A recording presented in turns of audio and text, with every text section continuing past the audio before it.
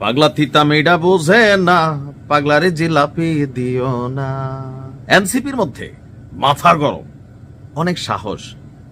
অবশ্য সাবেক ছাত্রলীগের একজন নেতা, বাট এই জুলাই আগস্ট অভ্যুত্থানে যিনি ছাত্রলীগের বিরুদ্ধে অবস্থান নিয়েছেন, এরপর তার জীবনটা অনেকটা আলাদিনের চেরাগের মতন বদলে গেছে।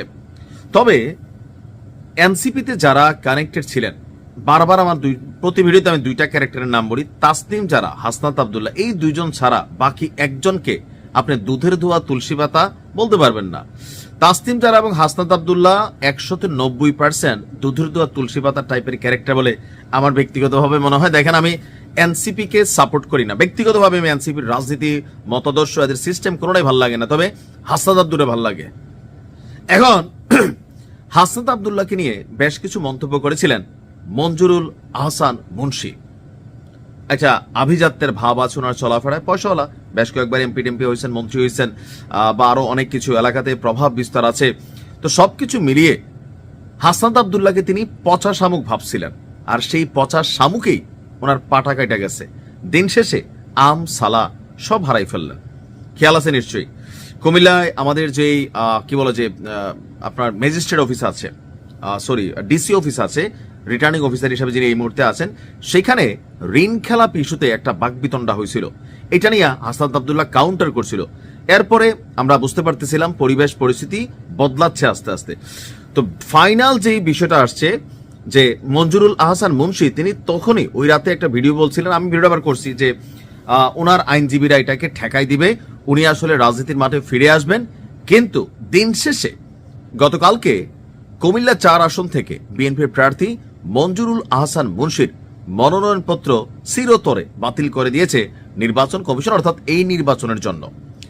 গতকালকে রাজধানীর আগারগাঁওয়ে নির্বাচন ভবনের মিলনায়তনে তার মনোনয়নপত্র গ্রহণের বিরুদ্ধে করা যেই একটা আপিল ছিল, সে আপিল মঞ্জুর করেছে ইসি।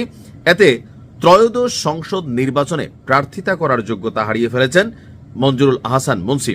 রিটার্নিং কর্মকর্তা মঞ্জুরুল আহসান মুন্সির মনোনয়নপত্র বাছাইয়ে বৈধ ঘোষণা করলেও আপনার পরবর্তীতে জানা যায় যে তার ঋণ খেলাপির যেই তথ্য সেটা তিনি গোপন করেছেন, আর সেখান থেকে হাসনাত আব্দুল্লাহ আপিল করে বসে যে তিনি ঋণ খেলাপি।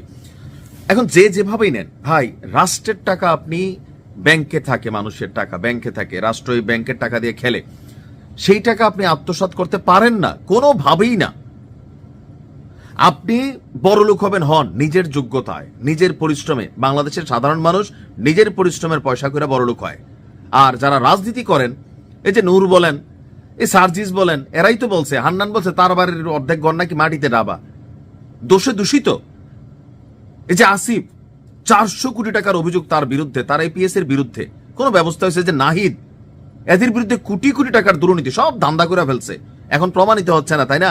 হবে হবে, সময় আসতে দেন, হবে, এদেরগুলা সবার আগে হবে।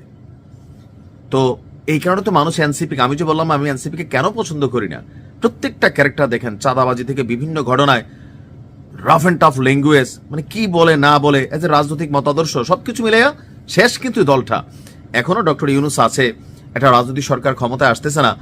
আর দিন শেষে গিয়া যখন দেখছে যে একদম মারা খাবে, তখন গিয়া জামাতের সাথে গিয়া ল্যাঞ্জা ধরছে, নয়তো অস্তিত্বই থাকতো না, একটা চেয়ারম্যানই পাশ করবে না। হাসনাত এবং তাসনিমের বিষয়টা আলাদা, আমি বারবার বলি।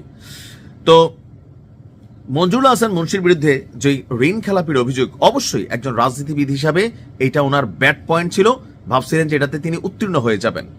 এখন কেন, কি কারণে এই ঋণ খেলাপি তিনি ছিলেন, এটার পিছনে তিনি ভালো ব্যাখ্যা জানেন, যে আসলে কত টাকা ঋণ খেলাপি, ব্যাংকে থেকে কত নিছিলেন, কত বছরে কত লাভ দিলেন।